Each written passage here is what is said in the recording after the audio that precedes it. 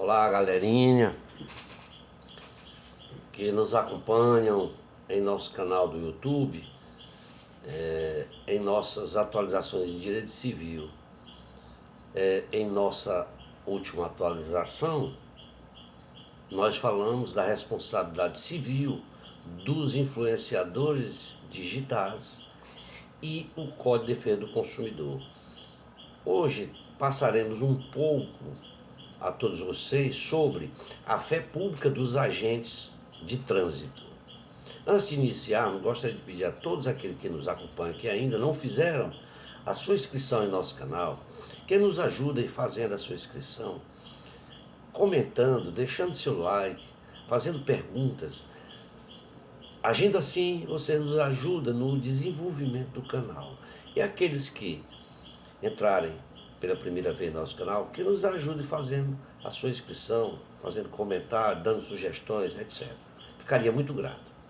Bom, sabemos que muitos agentes públicos, eles acreditam possuir a chamada fé pública.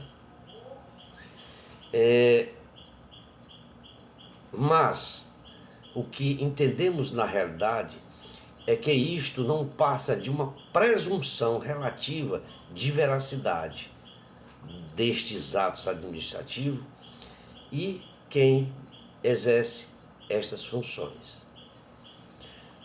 Vejamos que a fé pública, ela se baseia nos atributos da legalidade, da legitimidade e da veracidade dos atos administrativos. Posto que esses princípios é de fundamental importância na teoria da supremacia do interesse público sobre o interesse privado. O que coloca, portanto, o Estado em posição privilegiada em relação ao cidadão. De forma que essa vantagem concedida à autoridade e aos seus agentes de trânsito, onde eles são dispensados daquelas obrigações de comprovar a existência da infração de trânsito, desde que, através de uma simples declaração da ocorrência, tem-se, portanto, a administração pública como que este agente tem a fé pública. Com essa declaração, o proprietário ou o condutor do veículo ele pode ser sancionado administrativamente sem a necessidade de comprovação adicional. Portanto, a forma como essas questões são colocadas, elas sugerem que a administração pública ela tem uma grande vantagem em relação ao cidadão. Especialmente porque ela tem tecnologia e também pelo fato de o Estado ter os instrumentos, aqueles instrumentos eficazes para comprovar a ocorrência de infrações, o que vai aumentar a transparência de seus atos em relação aos cidadãos. Desta forma, agindo assim, o cidadão não vai precisar usar de seus próprios recursos para provar que não cometeu infração.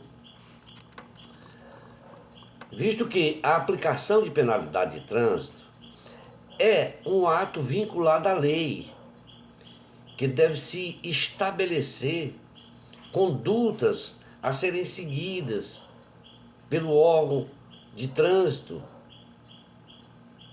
sem que este órgão dê margem para que esta autoridade, ou seja, o agente de trânsito, ele escolha outra forma de agir. Ou seja, a lei deve ser seguida pelas autoridades administrativas, pois qualquer desvio de conduta daquele agente de trânsito, ele vai tornar o ato inválido. O processo administrativo para a imposição de penalidades no trânsito, Ele está regulado lá no Código de Trânsito Brasileiro e pela Lei 9.784, que exigem a obediência aos princípios da legalidade, da finalidade, da motivação, da razoabilidade, da proporcionalidade, da moralidade, da ampla defesa, do contraditório, da segurança jurídica, do interesse público e eficiência, para que possa garantir o devido processo legal. Ressaltamos que os principais é o da moralidade, da ampla defesa e do contraditório. Se observarmos que a ampla defesa e o contraditório são princípios previstos no artigo 5º, inciso 15 da Constituição Federal. E eles estão contidos e replicados no artigo 2º da Lei 9.784, que exigem que a administração pública siga o devido processo legal, garantindo não apenas a observância do rito adequado, como também a ciência do processo ao interessado. E também a oportunidade para contestar e produzir provas de seus direitos, acompanhar os atos de instrução, além de utilizar os recursos cabíveis, né? No que diz respeito à aplicação de penalidade de trânsito, a administração ela deve agir de forma, ela age de forma unilateral e antecipada, sem a necessidade de participação do administrado para que venha constituir o ato administrativo. Essa situação ela pode tornar mais fácil o desvio de finalidade por parte do agente público, que pode praticar o ato com fins diferentes dos previstos na regra de competência, o que por si só já é possível de contestação. Em outras palavras, podemos dizer que não apenas a declaração unilateral do agente público não pode ser considerada como suficiente para validar o ato administrativo, de forma que, quando contestado, cabe à administração o ônus da prova. Se for aplicado o princípio da verdade real para equilibrar a aparente desigualdade, o Estado deve instituir o processo com as peças indispensáveis, começando pelo o auto de infração, e venha promover os meios necessários e efetivos para que se encontre a verdade real dos fatos.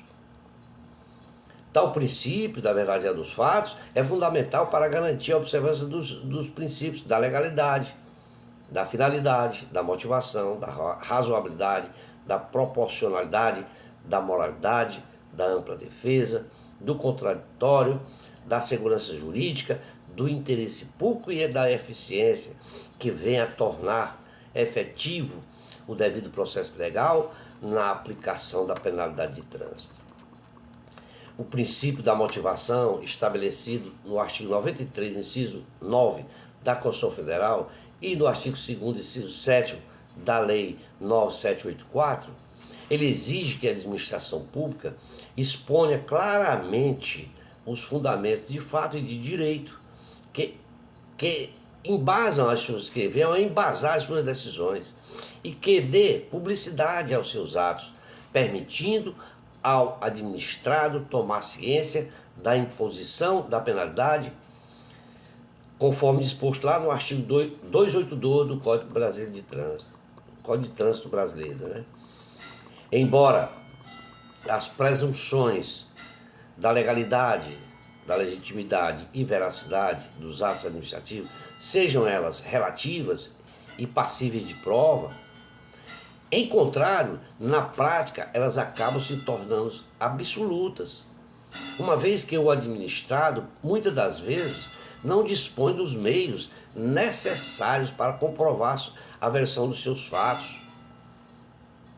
Em certos casos, o ônus da prova acaba sendo transferido para o cidadão, que pode apresentar apenas indícios, argumentos contra aquela infração e da verdade real, que promova, certo? Aliás, nesse sentido aí, você verificando isto, certo? É importante se frisar que a administração pública observe o princípio da verdade real e venha a promover a instrução do processo com as peças necessárias e corretas para apurar os fatos. Além do mais, é preciso que sejam criados mecanismos que venham a garantir a igualdade entre as partes e a justiça naquelas decisões administrativas. Mesmo quando o ato administrativo é imputado através de recurso administrativo, a presunção da legalidade é válida, mas isso não exime a administração pública de provar suas alegações em conformidade com o princípio da isonomia que é postulado lá no princípio da verdade real. Quando há uma impugnação e que ela seja ao contrário dos particulares que podem fazer tudo o que a lei proíbe, a administração pública ela só pode fazer o que a lei autoriza ou que determina. Portanto, cabe à administração pública demonstrar que atuou de acordo com a lei e em conformidade com a lei. Em não permitir a aplicação de todos esses princípios, a administração pública está praticando e ferindo o princípio constitucional da presunção de inocência estabelecido lá no artigo 5º, inciso 7 da Constituição Federal.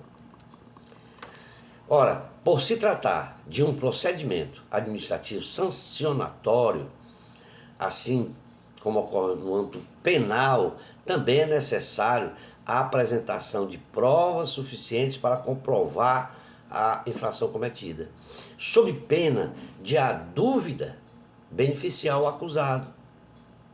O Código de Processo Civil ele garante às partes a igualdade de tratamento no exercício de seus direitos e também a faculdade processual, bem como o acesso aos meios de defesa. Uma das funções do julgador em processo administrativo de trânsito, que é no caso do Jari, da CETRANS, etc., ele tem a função e a obrigação de buscar a igualdade de tratamento entre as partes, garantindo, portanto, um contraditório efetivo, de modo que uma decisão proferida sem a integração do contraditório pode ser nula ou ineficaz. E, para alcançar esse objetivo, é importante utilizar o Instituto da Inversão do ônus da prova, previsto no artigo 371, parágrafo 1º do Código de Processo Civil, que permite ao juiz atribuir o ônus da prova de modo diverso, a depender de quem tem mais facilidade ou menos dificuldades para produzir estas provas. Além disso, é importante se ressaltar que o agente de trânsito ele não possui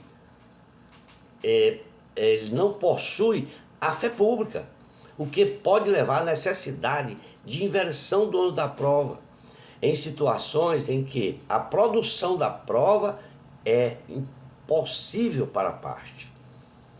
Nestes casos, o julgador deverá fundamentar-se em suas decisões nos princípios constitucionais e nas leis, assim como no entendimento da doutrina especializada para que possa determinar o que cabe à administração pública, o ônus da prova, evitando assim o cerceamento de defesa. Vamos ficar por aqui, já se demanda quase mais de 15 minutos. Para não ficar cansativo, esperamos ter contribuído com todos vocês que nos acompanham e prometemos que em uma outra oportunidade estaremos falando da responsabilidade civil e criminal em casos de inundação causada pelas chuvas. Forte abraço a todos e até lá.